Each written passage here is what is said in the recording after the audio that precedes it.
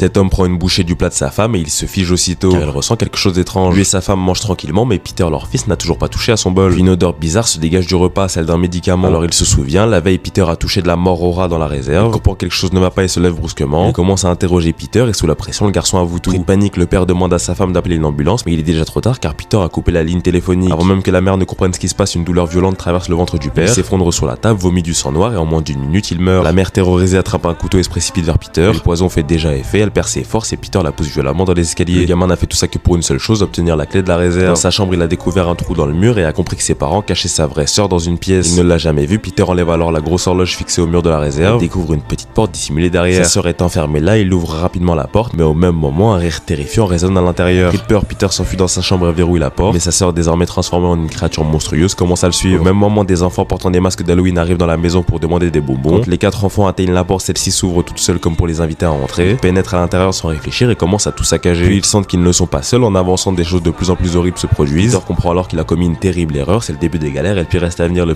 Cobweb, foncez le voir.